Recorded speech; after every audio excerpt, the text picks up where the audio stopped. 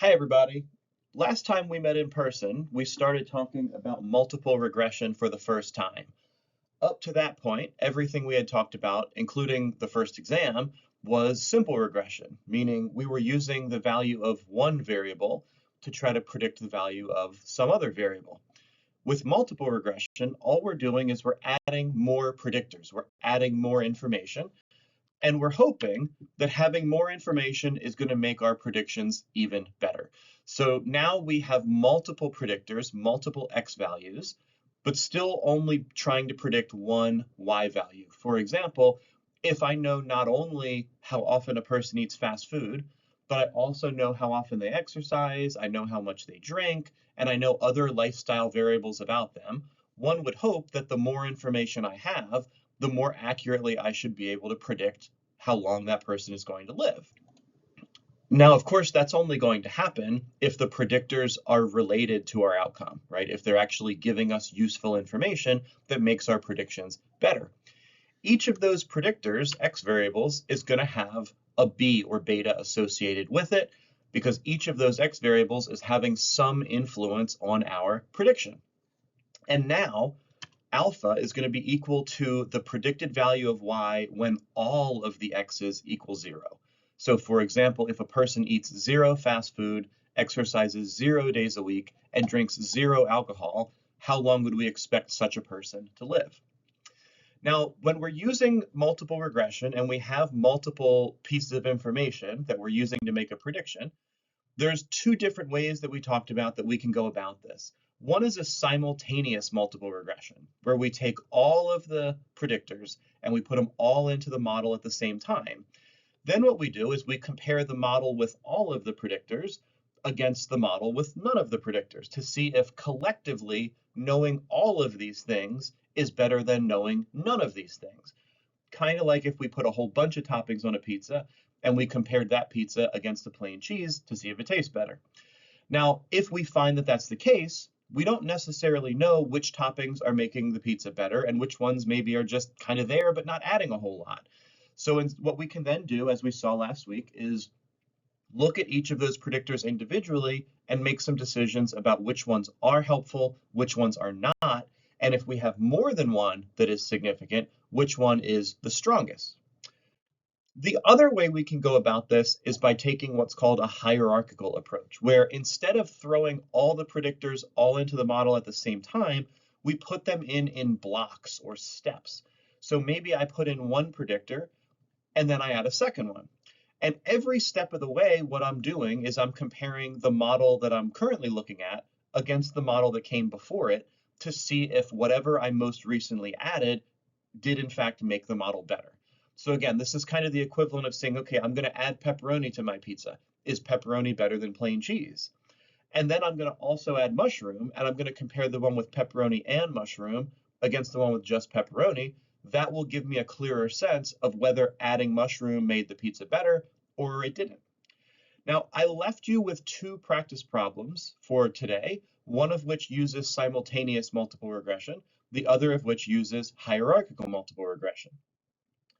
For the simultaneous example, the thing that we were trying to predict was people's scores on what's called the Facebook intensity scale. How attached is a person to Facebook? How much do they use it? How much do they connect with it? And we identified 4 potential predictors of a person's Facebook use: loneliness and anxiety, as well as alcohol use and marijuana use. So I left you with this data file. For each participant, we have all 5 of these variables. The first thing I asked you to do was check for collinearity. Remember, collinearity just means when we have multiple predictors in a multiple regression, we don't want those predictors to be too strongly correlated with each other. And we talked about 2 different ways that you can go about checking for that, which we'll see on the next slide. Then I asked you to run a simultaneous multiple regression where we're going to use all 4 of these things: loneliness, anxiety, alcohol, and marijuana, all as predictors of a person's Facebook use. First, we're going to see if the overall model is significant. Then we'll look at each of the predictors individually and see which ones are significant and which ones are not. Finally, as is often the case with multiple regression, we're going to present our results in an APA formatted table. Here are the 2 ways that we can check the collinearity assumption. First, and probably the simpler way, we can just get a big old correlation table that looks at the correlations between every one of our predictors and every other one of our predictors. We don't want to see any correlations that are greater than plus or minus 0.7. In this case, the correlation between loneliness and anxiousness is kind of high, but it's not so high that we need to be worried about it. And all the other correlations between all the other variables are quite low. So if we use this method, we're good. We would say that the collinearity assumption is satisfied. The other way we could go about this is by asking SPSS, when we run the regression, to produce what's called a VIF statistic for each of the predictors. Here we're looking for numbers that are less than 5. Clearly, each of these numbers is less than 5. So if we use that method, we also can say that the assumption is met. Now, I'm not going to walk you through how to actually run the test, but I am going to walk you through the results. Here is what our write-up would look like. As always, we're going to start our write-up with one sentence that explains what we did and all of the variables that were involved in the model. So in this case, we did a multiple regression. Our predictors were loneliness, anxiety, alcohol use, and marijuana use. And our outcome, the thing we were trying to predict, was Facebook use. In our output, the first place we're going to look is at the overall model. Was knowing all 4 of these things better than knowing none of these things? And the results of the F test tell us that it was. There's your F statistic with degrees of freedom and the p-value. We can also report the value of R squared for this model. So collectively, these 4 predictors explained 13.1% of the variance in people's Facebook use. In other words, these 4 predictors allowed us to piece together 13% of the puzzle, which is a pretty good chunk. If we then look at each of the predictors individually, what you're seeing in table 1 at the top, remember APA format means horizontal lines only, no vertical lines. Anxiety was a significant predictor of Facebook use, as was alcohol use, as was marijuana use. However, loneliness was not. So 3 of these 4 variables were significant. The 4th predictor was not significant. If we want to then compare the 3 predictors that were significant to see which one was the strongest predictor of Facebook use, we look at the absolute value of beta, standardized beta, and we see here that anxiousness has the biggest number associated with it. So there were 3 significant predictors, but of those 3, anxiousness was the strongest. As a person gets more anxious, as a person drinks more alcohol, and as a person uses less marijuana, we expect their Facebook use to go up. Real quick, here's how the authors of this study actually reported their results, and not surprisingly, they're doing all of the same stuff that we just did. The first thing they did is they included in their paper a correlation table with all of the predictors in it, which they used to check for collinearity, to make sure that none of those predictors were too strongly correlated with each other. Then they put their results in a table. Here you can see for each of the 4 predictors, they report unstandardized beta as well as standardized beta. They report the results of the F test and the R squared for the overall model, which we saw on the previous slide in our write-up. And to indicate which predictors were significant and which ones weren't, they used a probability note, which we talked about last week. More asterisks mean a smaller p-value. No asterisks mean it wasn't significant. The other practice problem I gave you for this week used a hierarchical multiple regression. The goal here is to predict how favorable a teacher's student evaluations are. Previous research has suggested that these 2 variables might be related to the quality of evaluations that a teacher gets. Generally speaking, students who do better in a class tend to give more favorable evaluations, and older students tend to give more favorable evaluations. So we're going to put both of those variables in block 1 since they've already been studied in previous research. The new addition in this study was a measure of the professor's extroversion. They hypothesized that if we add extroversion as a 3rd predictor in addition to grade and age, that's going to make our predictions even better. It's going to give us another big chunk of this puzzle that we're trying to solve. So in block 1, we're going to have just 2 predictors, grade and age. In block 2, we're going to have 3 predictors. We're going to keep grade and age and add extroversion as a 3rd predictor. What we will then do looking at the F change statistics, is compare block 2 against block 1 to see if adding extroversion as a third predictor made the model significantly better. Did it make our predictions even better? In other words, is knowing all 3 of these things better than knowing just 2 of these things? What I asked you to do for today is this. Basically what I just described. I asked you to talk about model 1 first, and then talk about model 2 and whether it was better than model 1. And I also gave you the outline of a table that you could fill in for each of the predictors in both models, standardized beta, the t-statistic, and the p-value. So here's what that's going to look like. As always, we want to include at least one sentence at the beginning that just explains what we did. What was the question we were trying to answer here? We did a hierarchical multiple regression, and the goal was to understand whether adding a third predictor, which was extroversion score, made our predictions even better than if we only had grade and age. Is the model with 3 predictors better than the model with only 2? First, we need to talk, though, about the model that only had 2 predictors. That was model 1. Model 1 was significant. So knowing grade and age was better than knowing nothing at all. To be exact, grade and age together had an R-squared value of 9.2%. If we look at the coefficients table, which I've recreated here in APA format, both of those just one of those predictors was significant. Grade was a significant predictor of course evaluations. So students who got higher grades tended to give more positive evaluations of the teacher. However, age was not a significant predictor of course evaluation quality. More importantly, we can then look at model 2 to see if model 2 was better than model 1, and it turns out it was. This we know because of the results of the F change test at the bottom right-hand side of that skinny little long table that we saw last week. When we added that third predictor of extroversion, R squared actually went up by a huge amount. It went up by about 50%, now up to a total of 59.5%. Again, we can go back to our table and we see that in model 2, grade was still a significant predictor of course evaluations. Age still was not a predictor of course evaluations, and extroversion was also a predictor. The more extroverted the professor was, the more positive evaluations they tended to get.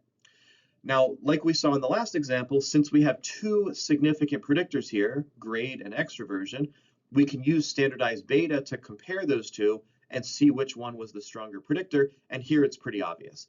Extroversion with a beta of 0.74 was a much stronger predictor than grade, which had a beta of only 0.10.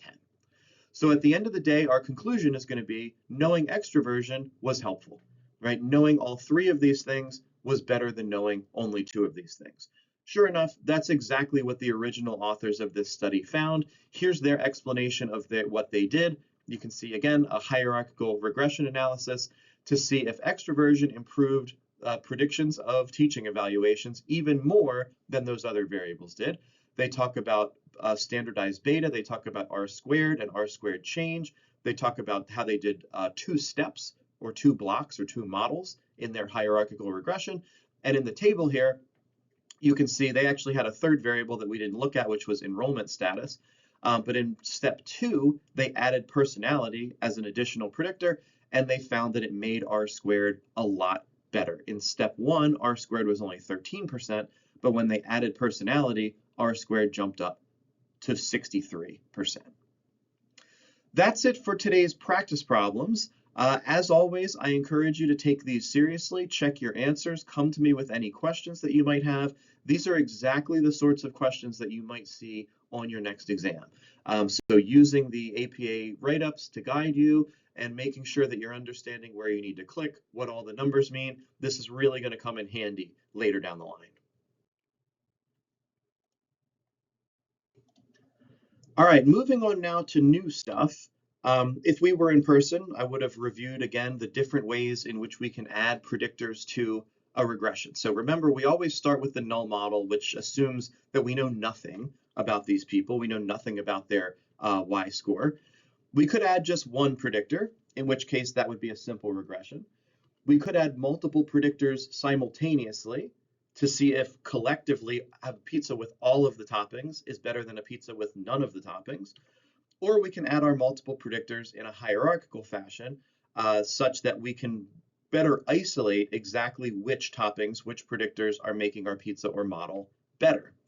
Now, when we met last week, we ended by wondering, what if there is an interaction between two predictors? Maybe, for example, a certain variable is significantly predictive for one group, but not for another group. For example, when we talked about interactions last semester, one of the first examples we saw was a study in which they wanted to know if when a food server draws a smiley face on the check, does that result in them getting a bigger tip?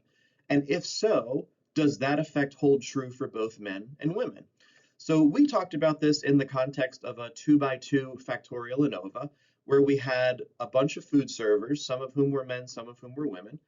And within each of those groups, some of them did draw a smiley face on the check and some of them did not. So we had 4 possible groups there: men with a smiley face, men without, women with a smiley face, and women without. As a reminder, factorial ANOVA tells us 3 things. First, it's going to tell us whether there was a main effect of smiley face. So if we ignore the sex of the server, overall, was there a difference in tip size between the servers who did draw a smiley face and the servers who didn't?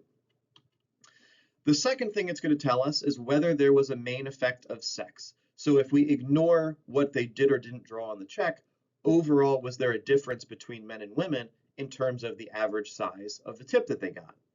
Finally, and most importantly, we could test for an interaction between these two things. Maybe the effect of one variable depends on the other variable. In other words, maybe the effect of drawing a smiley face is different depending on whether your server is a man or a woman. And in fact, you'll remember that's exactly what we found. If a man drew a smiley face on the check, it did not affect the size of his tip. But if a woman drew a smiley face on the check, it made the size of her tip get larger. So we saw an effect in one group, but not in the other group. The reason this is important is we are going to spend pretty much the rest of the semester talking about these two concepts: moderators and mediators. Both of these words, which sound very similar but describe very different things, refer to how a third variable can help us better understand a relationship between two variables, x and y. We're going to spend the next several weeks talking about moderation. And we've kind of already done this because moderation is synonymous with interactions, right? An interaction and a moderator are exactly the same thing. What a moderating variable tells us is when, meaning the conditions under which x and y are related to each other. In other words, what we're saying is we have these two variables, x and y, that are related, but they're not related for all people, right? They're maybe only related for some people, but not for other people. Or maybe they're more strongly related for some people and less strongly related for other people. Or they might be positively related for some people and negatively related for other people. That moderator variable is going to tell us for whom are these variables related and for whom are they not related. So in the example on the last slide, our moderator would be sex, and what we would say is that smiley face and tip size are related for women, but we're not related for men. You can think of a moderator as kind of being like a light switch. It tells us when the relationship is turned on or when the relationship is turned off. The other concept, which we're not going to get to for several weeks, is called mediation. Now, these words sound very similar, and people get them confused all the time, but they mean very different things. A mediating variable tells us why two variables are related to each other. Not when, but why. So with a moderator, we're saying these two variables are related, but not always, and a moderator tells us when they are related and when they aren't. For a mediator, we're saying these two variables are related all the time for everyone, and a mediator is helping us understand why that relationship exists. It's kind of like a middleman or a conduit for that relationship, or like a chain reaction, where the relationship between x and y is explained by the variable m. We're not going to get to that for a while, but file that in the back of your heads, and I am going to drill this, I promise, because you do not want to be a person who mixes up these two terms. What you're seeing on the left side of this slide is something we saw earlier in the semester, which we can now fill in this table. No matter what kinds of variables we have, we now know everything we need to know in order to test for a relationship between any two variables that we want. What we're doing for the rest of the semester is looking at relationships that involve three variables. Again, kind of like a factorial ANOVA. In fact, we already know one way to test for an interaction, which is if both of our independent variables are categorical, for example, smiley face, yes, no, sex, man, woman, and our outcome is continuous, for example, the size of the tip that a person gets, we know how to use a factorial ANOVA to do that. For the next couple weeks, all we're essentially going to learn is different variations on the factorial ANOVA that allow us to do the same thing, that allow us to test for interactions. The difference, though, is now either one or both of our predictor variables is going to be a continuous variable. So what we're going to focus on today are situations where we have two predictors, one of which is categorical and the other one is continuous. And we're trying to use that information to predict a variable that is continuous. So one of our x's is going to be categorical, the other x is going to be continuous, and our y is going to be continuous. And we'll see how multiple regression can allow us to do that. One of the things we talked about at the end of last week's class is in order to test an interaction between a continuous variable and a categorical variable, there's something we need to know how to do that we haven't done yet. That is, how do we include a categorical variable as a predictor in a regression? Every example we've done so far, whether it's number of fast food meals per week, number of days of exercise, number of alcoholic drinks per week, temperature, right? In every single example we've used so far, our predictor variable or variables have all been continuous. We haven't yet come across an example where we want our x variable to be categorical. If we want to include a categorical variable as a predictor in a regression, it's actually very easy. We use something called dummy coding. Dummy coding just means if our x variable is binary, then what we're going to do is we're going to code one group as 0, and we're going to code the other group as 1. And usually in our write-up, we're briefly going to mention which group was coded as which to help a person understand what exactly we did. Now, if we have a situation where we have a control group and an experimental group, it's usually going to be the case that our control group is 0 and our experimental group is 1. But in other situations, for example, if we were comparing men and women, it's not so obvious, so we should specify which group we coded as 0, which group we coded as 1. But for example, not drawing a smiley face would probably be coded as a 0, and yes, drawing a smiley face would probably be coded as a 1. Now, if we take all of this into account, looking at our regression equation at the top of the screen, which we've seen a bunch of times now, x in this case is always going to be either a 0 or a 1. So our interpretation of alpha doesn't really change, right? X is still the predicted value of y when x equals 0, but now x equals 0 doesn't mean that you have a score of 0. It means that you are a member of the group that's been coded as 0. In other words, it means that you're a member of the control group. So alpha is going to be our prediction of what the average y score is going to be in the control group. B is still our slope. It still tells us how much we expect y to change when x increases by 1. But in this case, x has to be either 0 or 1, so it can only increase once. So a change in the x variable from 0 to 1 means we've changed from the control group to the other group, the experimental group. That means that B is how different we're expecting the groups to be from each other. If I moved from one group to the other, how much would we expect my score to change? That's what B is going to tell us. Now, just to prove that this actually works, What we're going to do is we're going to redo an example that we did way back in the fall semester. As a reminder, this is from a study where they were trying to test the effect of color on perceived attractiveness. They recruited a group of men, they split those men into two smaller groups, and they showed them the same picture of the same woman.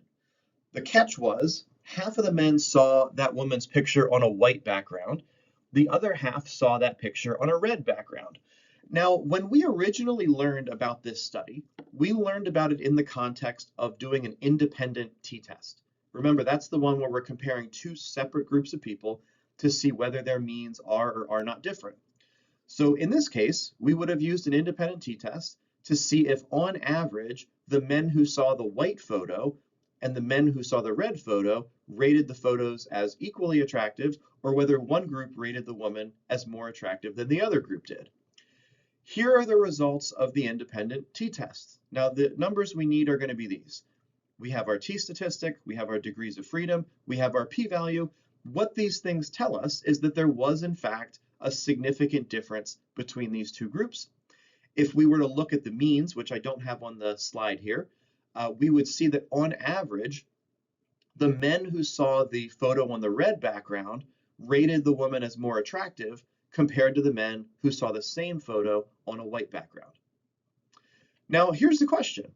We already know how to do this, right? We know how to do an independent t-test to compare two groups of people. However, now that we know how to use dummy coding, we could do this same analysis with a regression instead of a t-test. Here's how we would do that. First, we'd have to make sure that our predictor, which in this case is the color of the picture, is dummy coded. So every man who saw the white photo, we're going to give them a 0 for the color variable. And every man who saw the red photo, we're going to give them a score of 1 for the color variable. So now we have our control group and our experimental group dummy coded in a binary fashion. We can use this color variable as a predictor in our simple regression. So just like we've learned a couple weeks ago, we'd go to analyze regression linear. We'd run a simple regression where color, which is coded as either 0 or 1, is going to be our predictor variable. And attractiveness rating, which I think was on a 1 to 9 scale, is going to be our outcome variable. And when we run that simple regression and we scroll all the way to the bottom of the output, here's what we're going to see.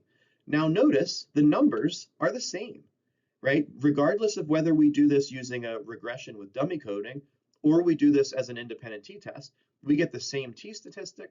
We also get the same p-value of 0.013. Another number I want to bring to your attention at the top is called the mean difference. It's the difference in the mean of one group against the mean of the other group. What we found here is, on average, the men who saw the red photo rated the woman's attractiveness about 1.13 points higher than the men who saw the white photo did. Not coincidentally, that same number is our beta value in our regression. It's telling us, on average, how different do we expect the ratings between these two groups to be.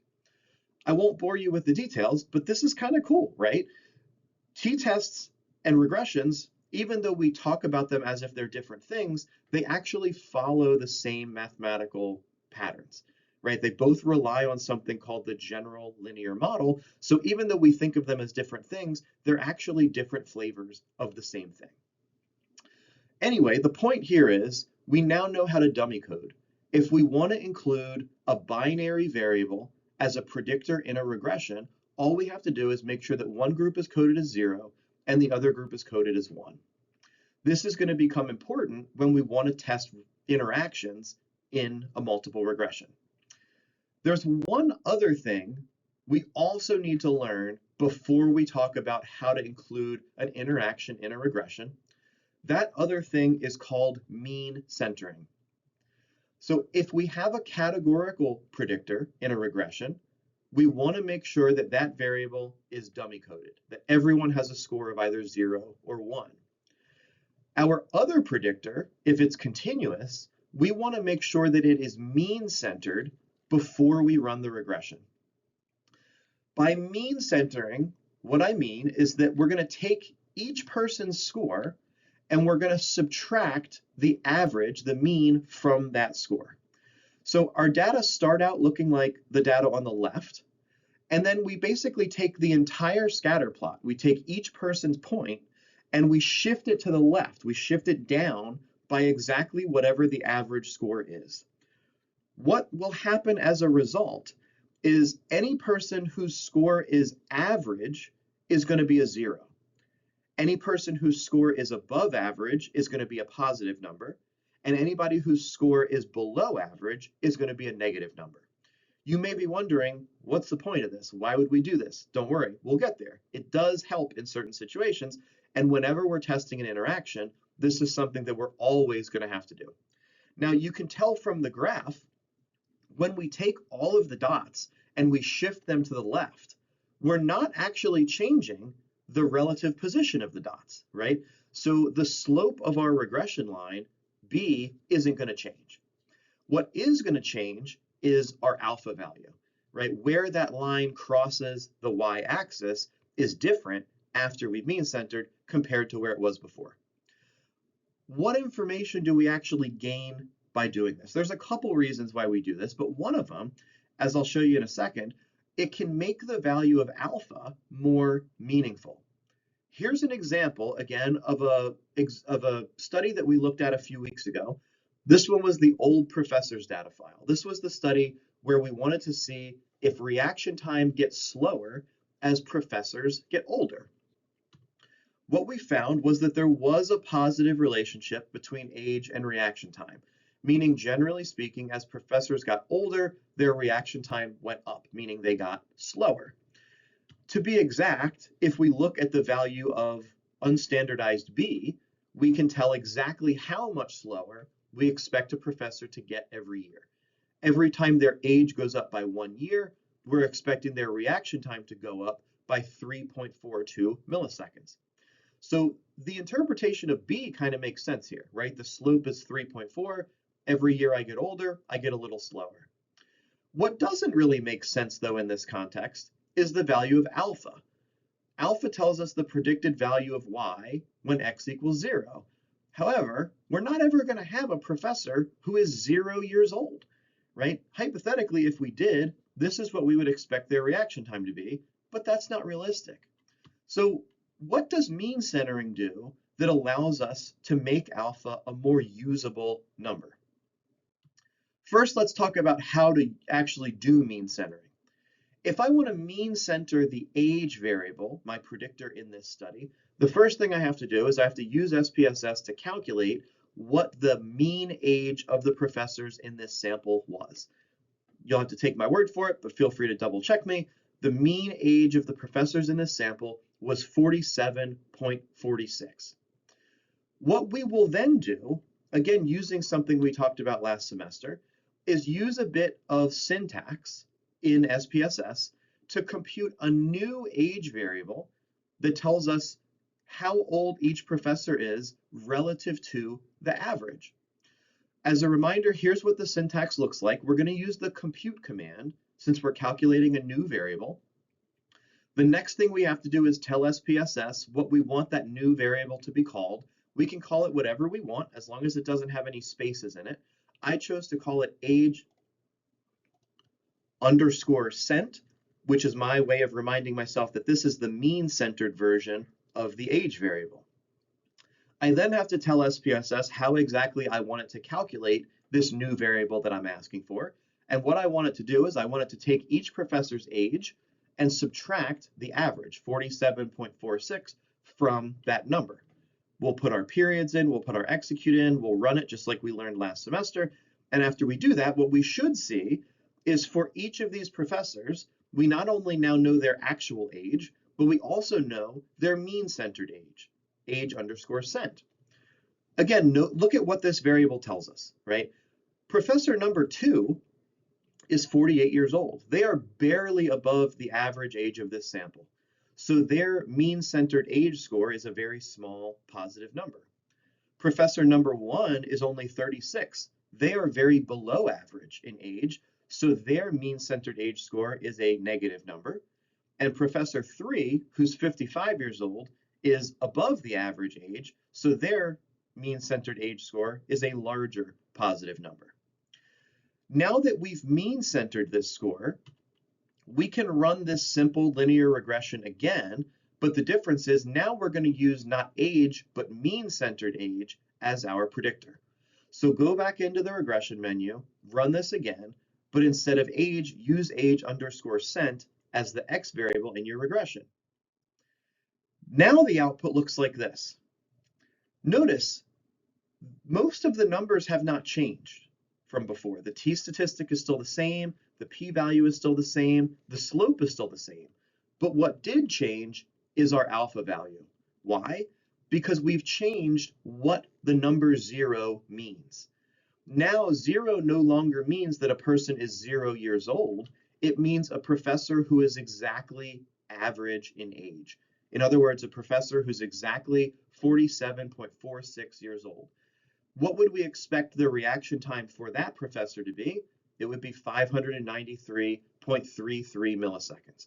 Now we have a number that we can actually make sense of, right? We're not going to have a professor who's 0 years old, but we certainly can have a professor who's 47 and a half. Now, we finally are ready to start talking about interactions and how to include them in a regression. But as I'll remind you in just a second, before we do this, we have to make sure that all of our predictors are either dummy coded if they're categorical, or are mean-centered if they're continuous. Then and only then, after we've done those things, can we start to use an interaction in a regression.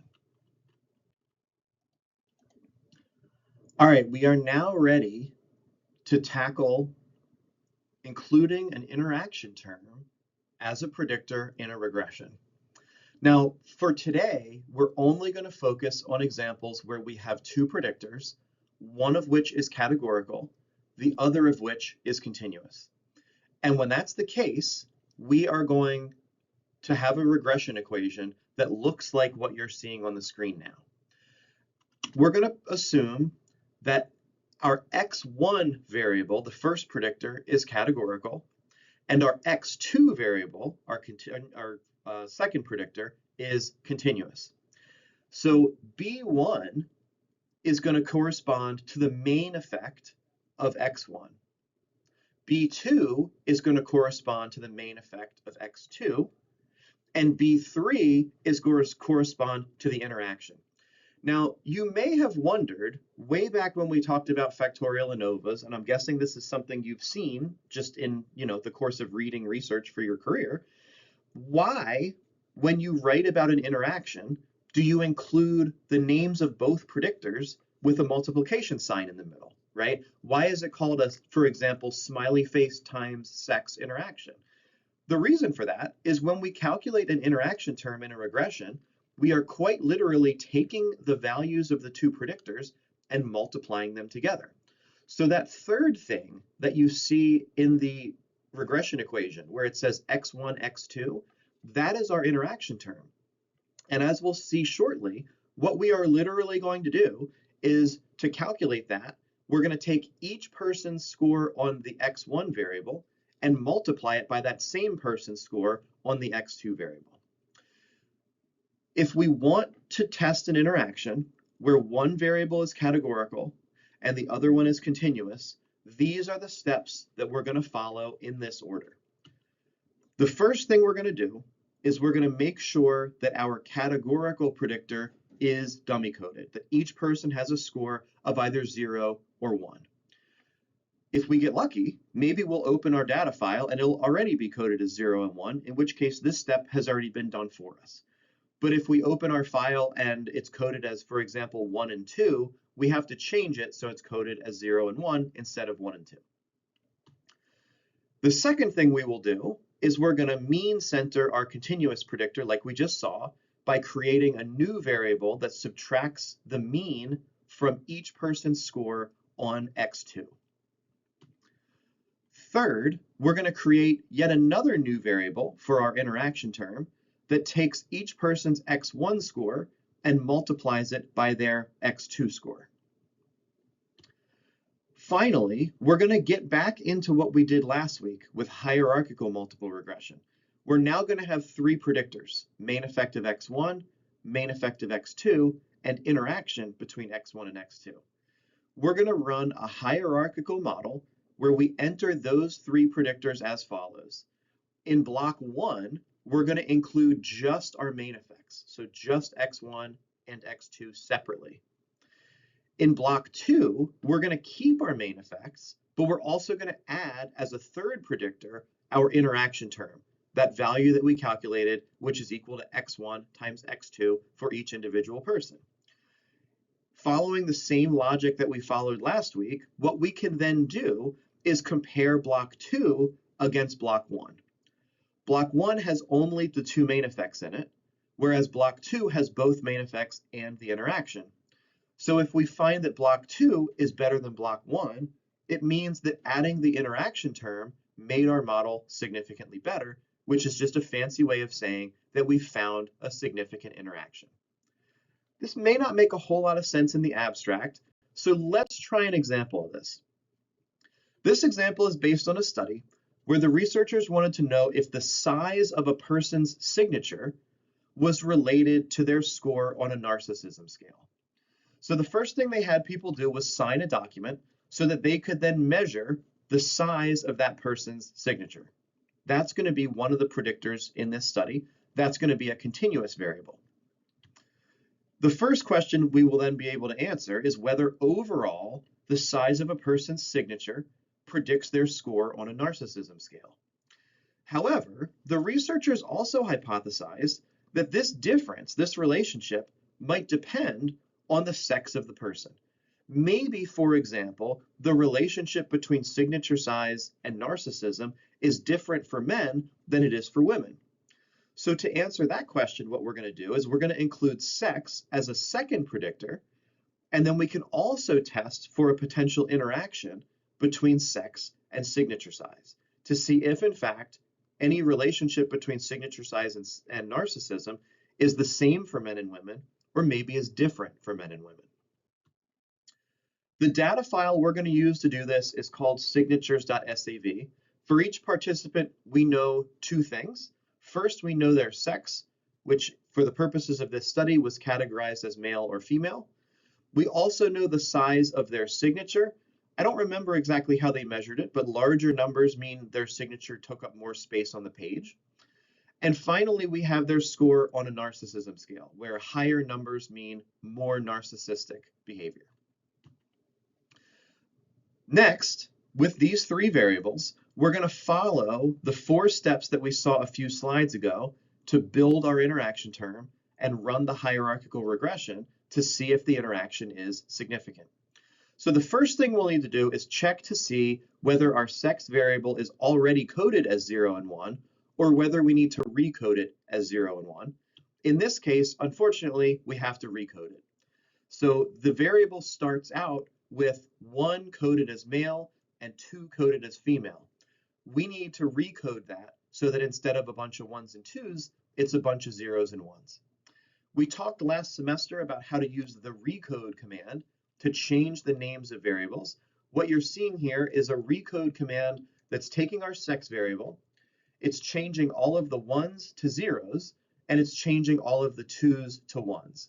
So everyone who was a 1 before is now a 0, 0 corresponds to male. Everyone who was a 2 before is now a 1, now 1 corresponds to female. That completes step 1. Our categorical variable is now dummy coded. Everyone should have a score of either 0 or 1 underlying the sex variable. Step 2 is mean centering the continuous variable, which in this case is signature size. We would have to first calculate the mean for that variable. What was the average signature size in this sample? Turns out that was 653.647. Then, once we know that number, we can compute a new variable. In this case, I called it sig size underscore cent, which is going to be equal to each person's signature size minus the mean. Remember, after we mean center a variable, if the mean centered version is positive, it means that that person's score was above average. So in this case, if you had, for example, a signature size of 700, your mean centered signature size would be about 47, positive 47, because your signature size was above average. If your signature size is negative after mean centering it, it means that your signature size was below average. Step 3, we can also do in syntax. This is where we take our dummy-coded sex variable and we multiply it by our mean-centered signature size variable. So again, using the compute command, we're going to create a new variable. We can call it whatever we want. You could even call it interaction if you want. I chose to call it sex times sig size, all one word. And the way that we're going to calculate this is we're going to take each person's dummy-coded sex variable, and we're going to multiply it using the asterisk by their mean-centered signature size variable. After we do all of this and run all of this syntax, what we should end up with is 2 new variables. Our sex variable is now coded as either 0 or 1. 0 means male, 1 means female. We now have a mean-centered signature size variable. So for instance, the first person, participant number 1, their signature is unusually small, so they have a pretty big negative mean-centered value. However, participant 13, they have a pretty big signature, so their mean-centered signature size score is a big positive number. We will also have a variable for our interaction term. Now, if you see a bunch of zeros, don't worry. It doesn't mean you did something wrong, because remember, the way we calculated this variable is by multiplying sex times mean-centered signature size. But half of our sample has a score of 0 for sex. So when we multiply that out, we're going to end up with all of the men having scores of 0. If you scroll down, you'll see that all of the women in this sample, their interaction term is equal to their mean-centered signature size. So yes, it looks kind of weird, but that's what it should look like. That's how you know you did it right.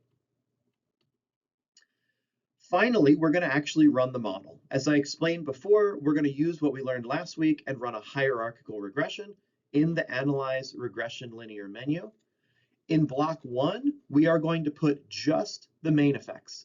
So we're going to put the sex variable, which we dummy coded, and we're going to put the signature size variable, which we mean centered. And of course, we're going to put our dependent variable, or our outcome, which is narcissism score, in the dependent box. We will then click the next button so that SPSS takes us to block 2. We're going to put both of those same variables in as predictors. Dummy-coded sex goes in there again.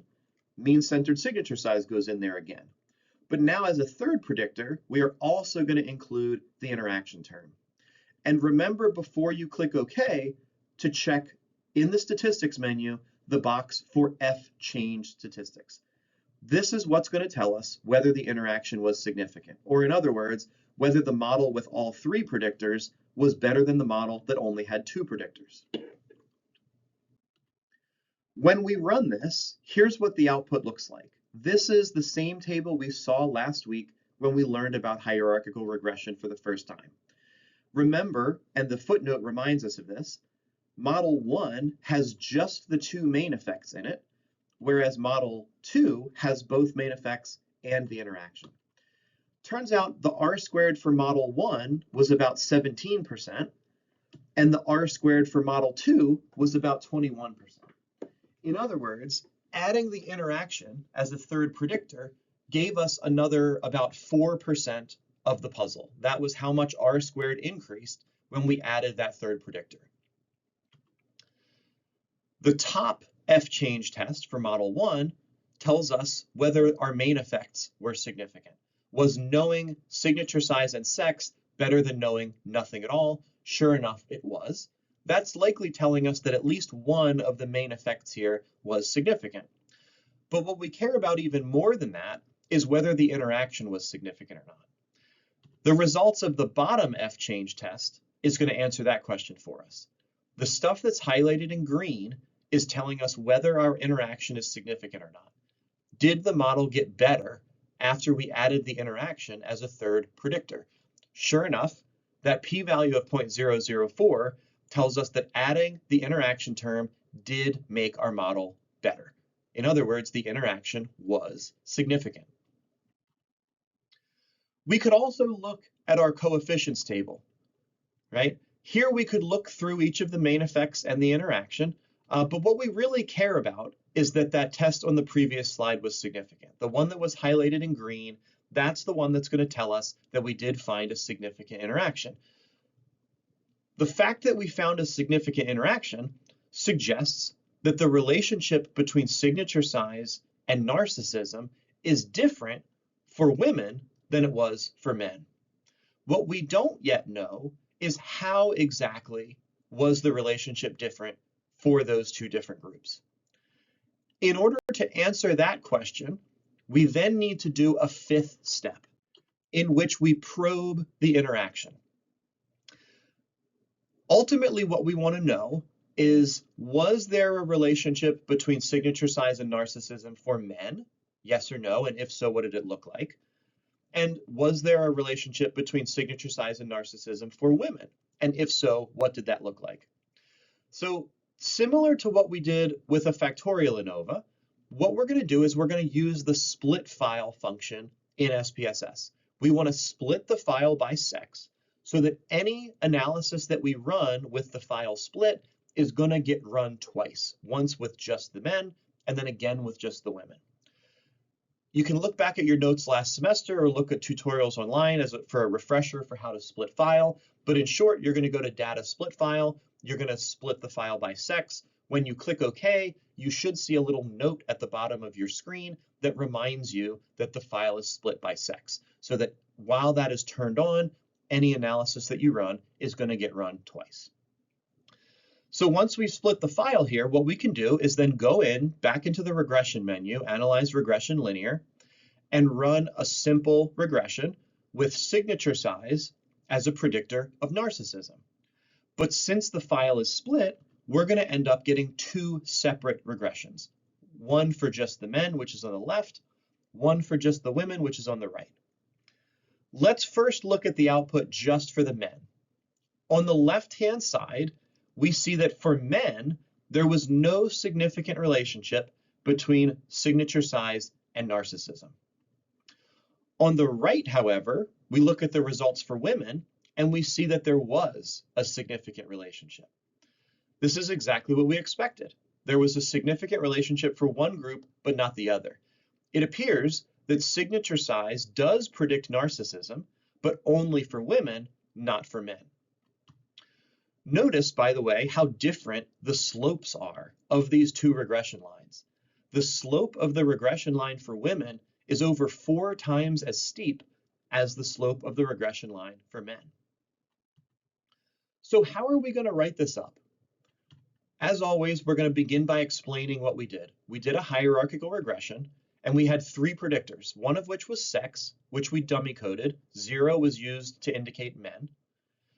Our second predictor was signature size. That's a continuous variable, so we mean-centered it before we analyzed it. And finally, our third predictor was the interaction between those two things. Our outcome variable was narcissism. Our F-change table, which we saw a few slides ago, told us that model 1, which had just the 2 main effects in it, had an R-squared of about 17% and was in and of itself significant. Knowing the main effects was better than knowing nothing. However, in step 2, when we added the interaction as a third predictor, the model got even better. The model with 3 predictors was better than the model with just 2. To be exact, adding that third predictor made our R-squared go up by another 4%. It got us from about 17% all the way up to about 21%. Finally, to make sense of that interaction, we split the file, and what we found was that signature size did predict narcissism for women. Women with larger signatures tended to score higher on the narcissism scale. However, for men, there was no relationship between signature size and narcissism.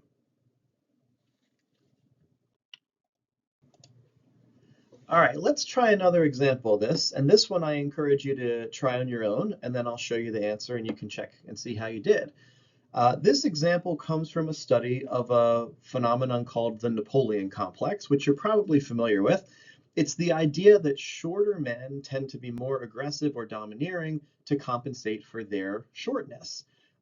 This has been my experience with my son, Rocky, whose middle name actually is Napoleon for this exact reason. So here's the question. If we give men an opportunity to keep resources for themselves, will they keep more of those resources for themselves if they also report frequently feeling small? What about women? Will women show that same pattern, or is this a phenomenon that's unique to men? So to address this question, here's what the researchers did.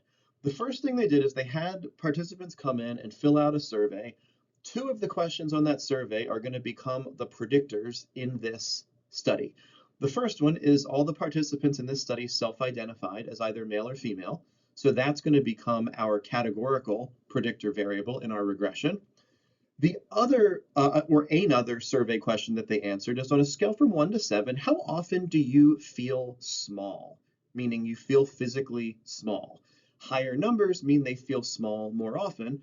That variable is going to become our continuous predictor in our regression. Then at the end of the study, the participants completed something called the dictator game, which basically means they were given an envelope with some money in it for participating in the study, and they got to decide how much of that money they were going to keep for themselves and how much of that money they were going to leave behind, ostensibly for the next participant. So the outcome variable, our y variable in this regression, is going to be the number of coins that they left behind for another person. Now, if this Napoleon complex phenomenon is a real thing, what we would expect is a negative relationship here, that people who feel small more often would leave, but would give away fewer coins to another person. In other words, they would keep more coins for themselves. Here's our data file, napoleon.sav. For each participant, we know 3 things. We know their sex. Again, each participant in this study self-identified as either male or female. So for the purposes of this analysis, that is going to be a binary variable. Feeling small is our second variable. The higher the score, the more frequently the participant reported that they feel small. And finally, how many coins did they leave behind? Or in other words, how many coins did they give away to another person? We're going to first compute the interaction term. Now, we know that in order to do that, we need to make sure that sex is dummy coded. So either 0 is male and 1 is female, or 0 is female and 1 is male. Either is fine, but there can be nothing other than 0s and 1s. We also are going to need to use some syntax to mean center our continuous predictor, which is the feeling small variable. And then once we've done that, we can multiply those two variables together to calculate our interaction term. After that, we're going to run a hierarchical regression. In step 1, we're going to have just the main effects. So just the main effect of sex and just the main effect of feeling small. And then in step 2, or block 2, we are going to add as a third predictor the interaction term that we just calculated. We're going to look at the F-change test to see if adding the interaction term as a third predictor made the model significantly better. If that's the case, then we know that the interaction was significant, and we need to split the file by sex and run separate simple regressions for men and women. Did feeling small predict the number of coins that men gave away?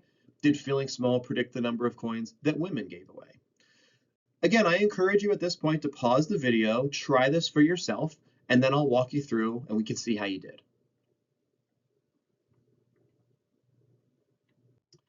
Okay, if you open the data file napoleon.sav, the good news is sex was already dummy coded for you. So step 1 is already finished.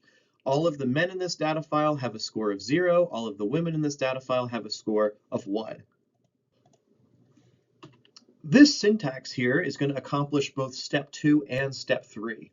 So that top line subtracts the mean score on the feeling small scale, which was 2.8833, from each individual person's feeling small score to create a new mean-centered feeling small variable. The second line of syntax is going to take care of step 3 for us, which is computing the interaction term.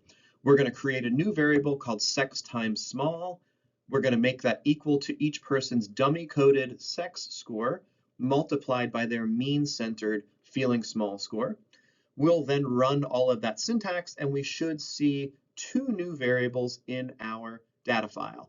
Now, remember, for mean-centered feeling small, a negative score means that person's feeling small score was below average, and a positive score means that that person's feeling small score was above average. For the interaction term, For all of the men, since men is coded as 0, the men are going to be equal to 0 for all of the interaction numbers. For women, their score for the interaction term is going to be equal to their mean-centered feeling small score.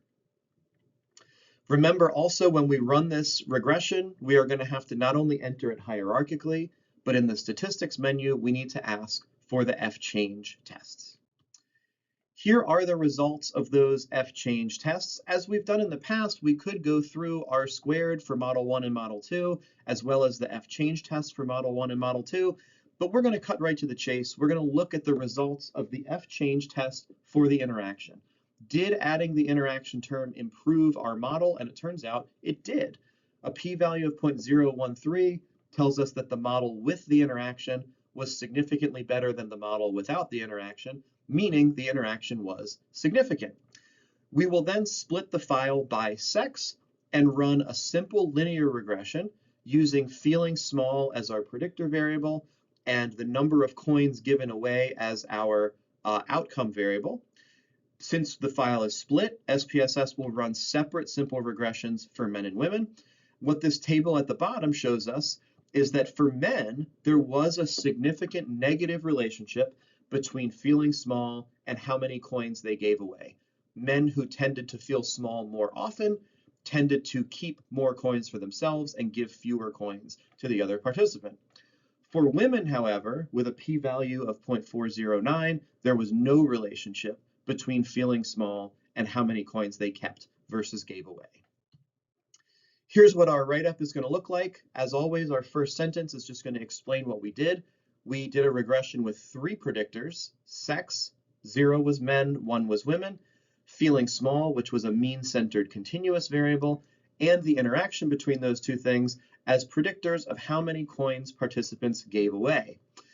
We didn't touch on this on the last slide, but in step 1, which is our main effects only, R-squared was equal to 9%, but step 1 actually wasn't significant. So neither of our main effects here, it turns out, were significant.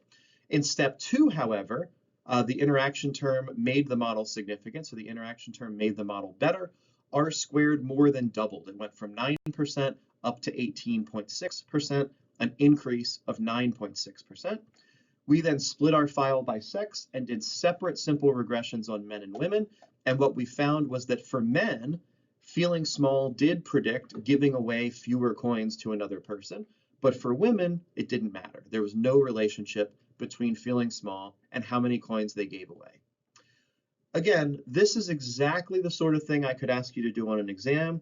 Your write-up will look very much like this one. Use this as an opportunity to practice this. Make mistakes now. Make sure you're understanding where all these numbers are coming from and what they're telling us. Now, you may be wondering, in both of the examples that we've talked about so far, the categorical predictor in our regression has been binary. It's only had 2 groups.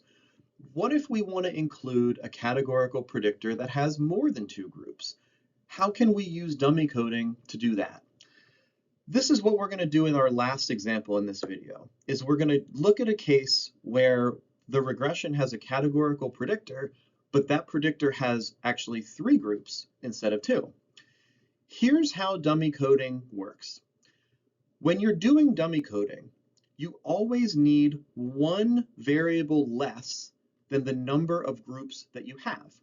So if you only have 2 groups, you only need 1 variable, for which each person will have either a 0 or a 1.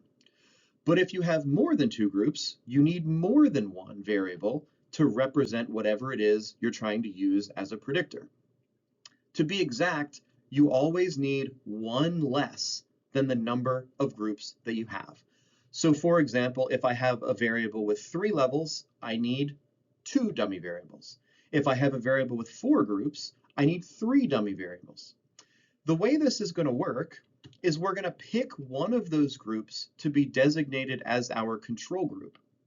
Then each of the dummy variables is going to compare the control group against one of the other groups. Simple example. Let's say I wanted to create a dummy variable to represent the year in college that a person is, freshman, sophomore, junior, or senior. There's 4 groups there, so I know I'm going to need 3 dummy variables. I'm going to choose one of those groups to be my control group, so let's go with freshmen as my control group. And then I'm going to create 3 dummy variables. One that compares freshmen against sophomores, one that compares freshmen against juniors, and one that compares freshmen against seniors.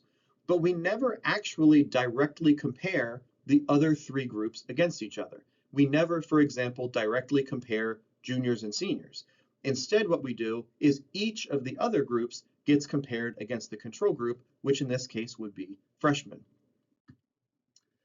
What does this look like numerically? Again, let's take a hypothetical example. Let's say I want to do a study and I want to see if which graduate program you're in, experimental, clinical, or counseling, predicts your anxiety score. So I've got 3 groups there, experimental, clinical, and counseling. That's my predictor variable, is which program are you in. With 3 groups, I know I'm going to need to create 2 dummy variables.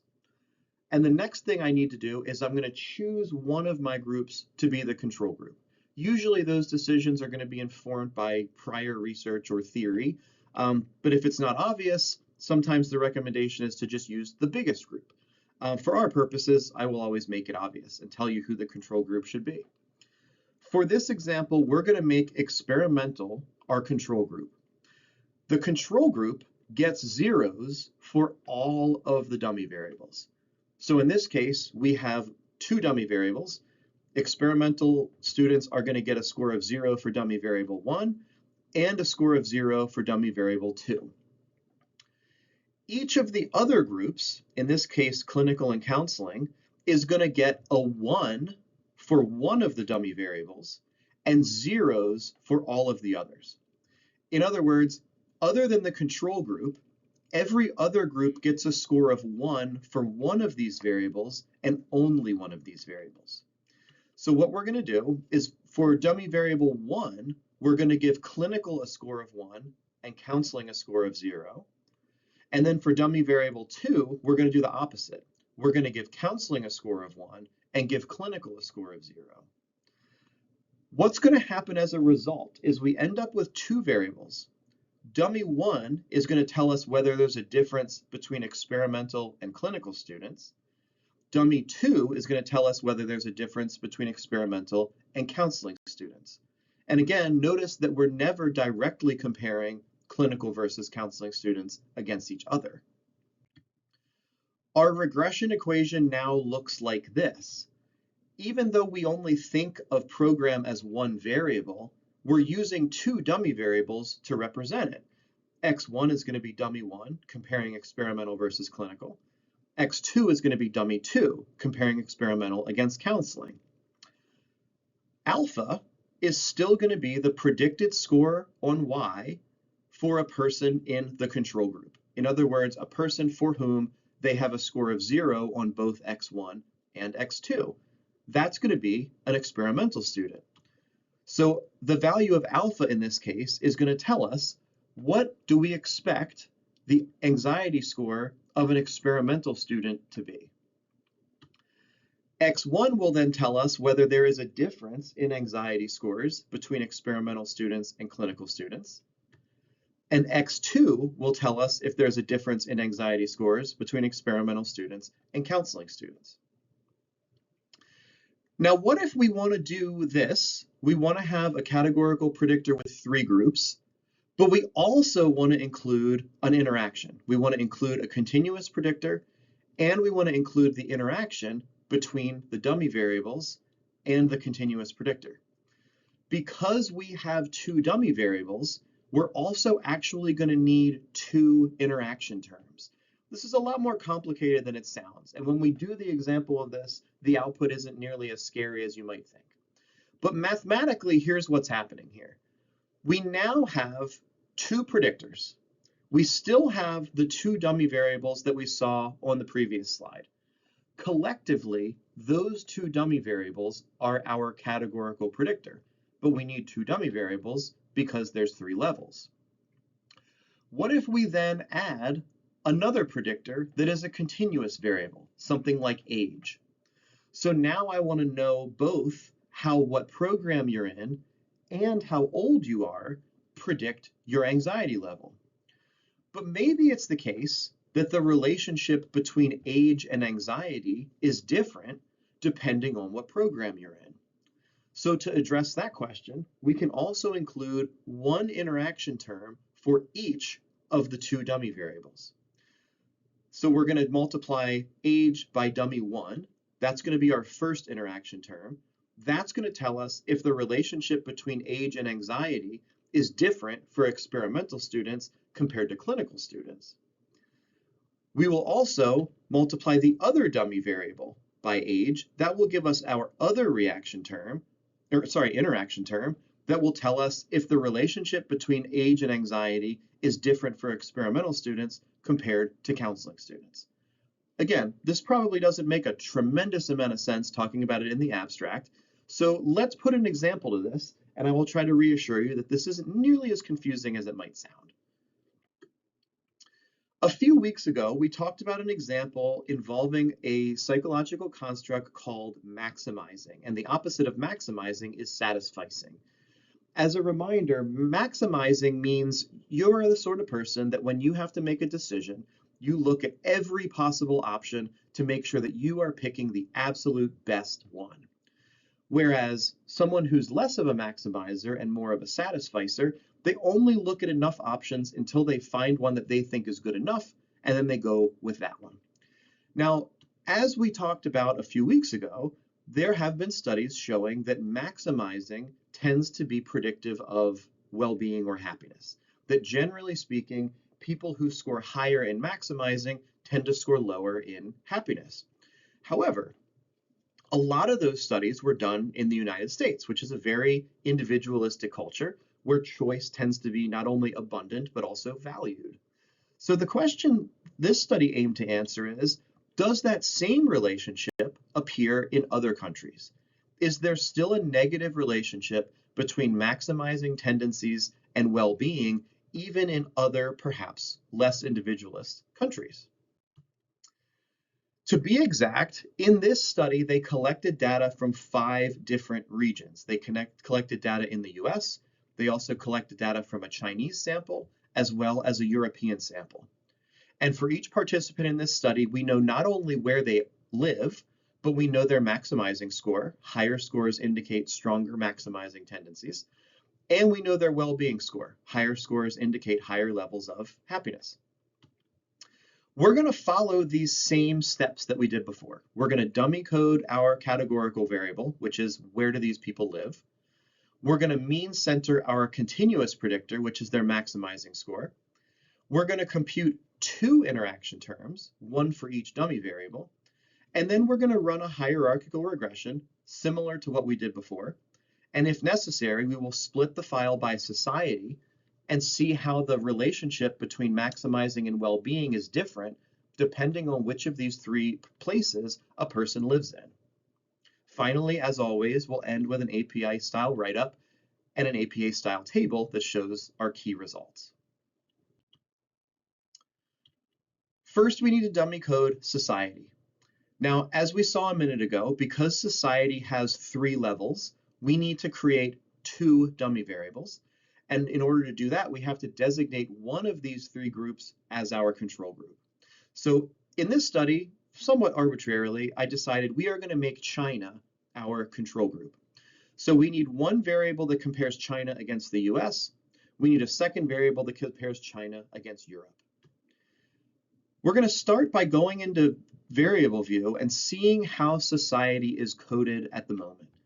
As of right now, anyone who lives in the US has a score of 1, anyone who lives in China has a score of 2, and anyone who lives in Europe has a score of 3 for our society variable.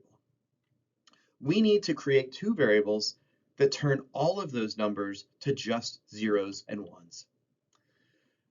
China, being our control group, is going to have a score of 0 for both dummy variables, and then each of the other 2 regions are going to have scores of 1 for one of the dummy variables, but not the other. So here you can see the syntax we're going to use to do this. That first line of syntax creates our first dummy variable, which we're going to call dummy1. Participants from China are given a score of 0. Participants from the US are given a score of 1. And participants from Europe are given a score of 0. That dummy variable is going to compare China against the US. In the third line of syntax, we do the recoding for our second dummy variable, which we're going to call dummy2. For this variable, anyone from China is again going to get a 0, but now folks from the US are also going to get a 0, whereas folks from Europe are going to get a 1. This second dummy variable is going to compare China versus Europe. When we do this, we should see those two new dummy variables appear in data view in our data file. Next, we need to mean center maximizing score. Using whatever method you find easiest, you need to find the mean score for maximizing, which in this sample was 3.35. We are then going to use syntax to compute a mean-centered maximizing score by taking each participant's maximizing score and subtracting 3.35 from it. After we do that, we will have yet another new variable at the end of our data file in data view, which shows us each participant's mean-centered maximizing score. Third, because we have two dummy variables, we need to calculate two interaction terms, one for each of our two dummy variables. So the variable that I'm going to call interaction1, I'm going to calculate to be dummy1 multiplied by mean-centered maximization score. For the other dummy variable, I'll multiply that one by the mean-centered maximization score as well, and I will call the resulting variable interaction2. Again, those variables will appear at the end of our data file. So when all's said and done, we will have created 5 new variables. 2 dummy variables to represent where a person lives, 1 mean-centered variable that tells us their maximization score, and 2 interaction terms that we will use to see if the interaction is significant. Just like before, we will then again run a hierarchical regression. And just like before, we are going to put just the main effects in model 1, and then we will add the interaction in model 2. So in block 1, we're going to put both of our dummy variables as well as our mean-centered maximization score. So those 3 variables collectively represent our 2 main effects, the main effect of society and the main effect of maximization. And of course, our outcome variable, well-being score, is going to go in the dependent box. In block 2, we're going to keep all 3 of those same variables, all the main effects, and then we're also going to add both of the interaction variables. So whereas in the examples before, we only had 2 variables in block 1 and 3 variables in block 2, now we have 3 variables in block 1 and 5 variables in block 2. But conceptually, it's still the same. The point is, in block 1, it's just the main effects. And in block 2, it's the main effects and the interaction. So we're still going to follow the same logic that we followed before. If we run this hierarchical regression and we find that block 2 was significantly better than block 1, what that's telling us is that the interaction was significant. Don't forget, before you click OK, in order to get the numbers we need to answer that question, in the statistics menu, we want to check the box to get the R-squared change statistics so that we get the F-change test. Here's our results. Again, we're going to skip right to the good part. Is the interaction significant? Yes, it was. With a p-value of 0.030, model 2 was significantly better than model 1. That is telling us that adding the interaction to the model made our predictions better, aka the interaction is significant. So what we know at this point is that the relationship between maximizing score and well-being score was not the same for all 3 of these groups. Maybe those variables were related in some countries, but not others. Maybe those variables were positively related in some countries and negatively related in others. In order to figure that out, we need to probe the interaction. The first thing we'll do is we'll split the file by region. Go to Data Split File, find our society variable, and tell SPSS we want to split the file by society. When we click OK on this window, at the bottom right of our data view page, we should see a little note that reminds us that the file is currently split by society. So any analysis that we run while the file is split is going to get run 3 times. Once with just the US sample, once with just the Chinese sample, and one with just the European sample. Then we'll go to Analyze Regression Linear, we'll clear it out, and we'll run a simple linear regression using maximization as our predictor and well-being score as our outcome. When we run this, because the file is split, we're actually going to get 3 separate simple regressions, one for each of the 3 groups that we wanted to compare. By looking at this output, we can see that in both the United States and Europe, there was a significant negative relationship between maximizing score and well-being. So for those 2 societies, the more of a maximizer a person is, the lower their well-being tends to be. In China, however, that relationship does not exist. In China, there's no relationship between maximization and well-being. That's what we mean by the interaction, that this relationship between maximizing and well-being was not true for everybody, but it was true in some countries, but not others. How are we going to write this up? First, we're going to explain what we did. We did a hierarchical regression. Our predictors were maximizing, which we mean-centered, society, which we dummy-coded, China as our control group, and the interaction between those 2 things as predictors of our outcome, which was well-being.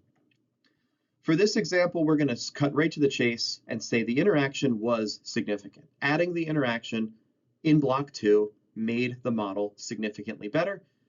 R squared for block 2 was 18.8%, and the increase from model 1 to model 2 was significant.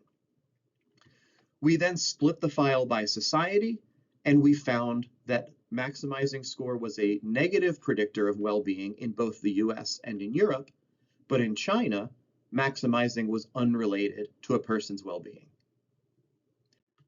This is exactly what the authors of this study did. Here's their description from their published paper. They talk about how they did a hierarchical regression. They actually did it with 3 steps. In step 1, they entered some variables that previous research has shown tend to be correlated with well-being, things like sex, age, income, and education. In step 2, they added the main effects. They added a person's maximizing score, and they also added those 2 dummy variables, one of which compared Europe against China, the other of which compared the US against China. And then in block 3, they added the 2 interaction terms, one that involved dummy 1 and the other that involved dummy 2. They found a significant interaction, indicating that the relationship between maximizing and well-being was different in these different regions. And they ultimately produced a graph, which is something we'll learn to do in future weeks, showing how the slope of the regression line changes depending on the culture that you live in.